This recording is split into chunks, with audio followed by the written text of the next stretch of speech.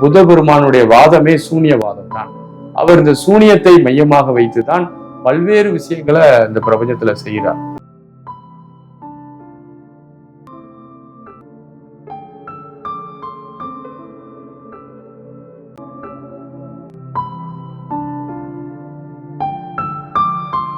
அனைவருக்கும் அன்பான வணக்கங்கள். சூனிய தியானம் அப்படிங்கிற ஒரு தியானத்தை குறித்த ஒரு ஐயம் கேட்டிருக்கிறீர்கள். தியானத்துல பல வகைகள் இருக்கின்றது. ஒவ்வொரு குருமார்களும் அவரவர்கள் அறிந்த அவரவர்கள் பயிற்சி செய்து அதில் அனுபவம் கண்ட பயிற்சிகளை வழங்க வேண்டும். அதுதான் முறையாக இருக்கும். அனுபவம் இல்லாத தியான முறைகளை நாம் மற்றவர்களுக்கு கற்பிக்கும் போது அல்லது அது நாம் ஒரு யூகத்தின் அடிப்படையில் கற்பிக்கும் போது அது தியானம் செய்யக்கூடிய அன்பர்களை பெருமளவு பாதிக்கின்றது. அந்த பாதிப்புகள் யோக அவஸ்தைகள் என்று அழைக்கப்படுகின்றன. அந்த யோக அவஸ்தைகள் ஒவ்வொருவருக்கும் ஒவ்வொரு விதமாக இருக்கிறது. தங்களுடைய முயற்சியின் காரணமாக அல்லது யாரோ ஒரு குருமார்கள் செய்தார்கள் என்பதற்காக சொல்லிக் கொடுத்தார்கள் என்பதற்காக யோக பயிற்சிகளை அவர்கள் கண்டினியூவா பண்ணும்போது அவர்களுடைய சக்தி சில நேரங்கள்ல தலையில ஏறி நின்றுக்கிடுது. சக்தியானது தலையிலிருந்து நின்று கொண்டே இருக்கும் போது அவர்களுக்கு அந்த எனர்ஜி ரொம்ப இறக்க முடியாம ஆயிடும். ரெகுலரா இருக்கக்கூடிய வாழ்க்கை பழக்க வழக்கங்களை பெருமளவு பாதிக்கிறது. அவர்களுக்கு டிஸ்டர்பன்ஸ் ஆகுது. ரொம்ப ஒரு மாதிரியான அன்னீசியா ஃபீல் பண்ண ஆரம்பிச்சிடுறாங்க. அந்த தலைக்கு ஏறிய சக்தியை இறக்குறது அப்படிங்கிறது மிகவும் சாதாரண விஷயம் இல்லை, மிகவும் ஒரு கடினமான விஷயம். எண்ணற்ற அன்பர்கள் இதே போல என்னிடம் கேட்கிறார்கள், உங்களுக்கு தலையில எனர்ஜி நிற்குது, இறங்கவே மாட்டேங்க, இறக்கி விடுங்க எப்படின்னு எல்லாமோ கேட்குறாங்க. அப்போ அப்படி ஒரு பயிற்சிகளை அவர்கள் செய்யாமல் இருப்பதே மேலானது. ஏன்னா அவர்களுடைய மனநிலை அந்த பயிற்சி செய்வதற்கு முன் நல்ல இயல்பாக தான் இருந்திருக்கும். அந்த பயிற்சிக்கு பிறகு அவர்களுக்கு அந்த பிரச்சனைகள் வரும். அதே போலதான் எல்லா தியானங்களும் அதே போலதான். அது ஒரு தியானத்தை ஒரு சின்ன பிரச்சனை வருதுன்னா அதுக்கு மாற்று வழிகளும் தெரியாத ஒரு குரு ஒரு ஆபத்தான ஒரு நிலையில தான் இருக்க முடியும்.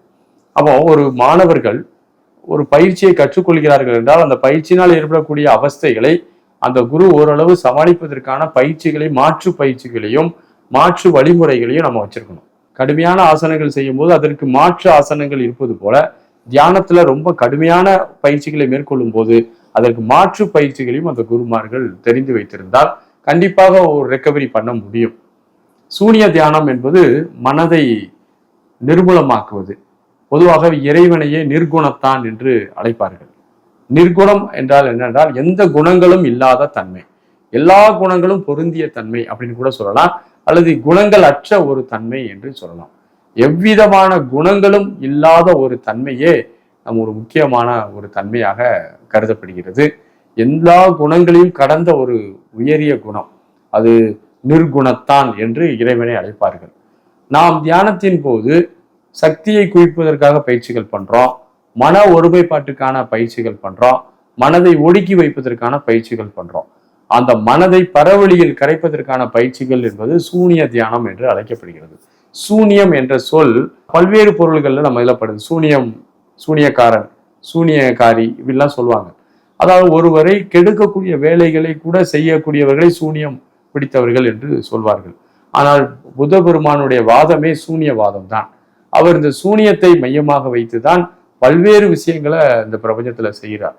அவர் இந்த சூனியத்தை நோக்கி தான் நகர்த்துறார். சூனியம் என்றால் ஒரு வெறுமை கோட்பாடு. சித்தர்களுடைய சூனிய கோட்பாடு என்பது மிகவும் ரொம்ப முக்கியமான கோட்பாடு. அவர்கள் வெட்டவெளி பொட்டல் என்று அந்த சூனிய கோட்பாடை அழைத்தார்கள். சூனிய தியானம் என்பது மனதை இந்த பரவழியில் கரைத்து அல்லது மன எழுச்சிகள் இல்லாமல் அந்த வெறுமைக்கு அதிகமான முக்கியத்துவம் கொடுத்து பண்ணக்கூடிய ஒரு பயிற்சி முறைதான் அந்த சூனிய கோட்பாடு.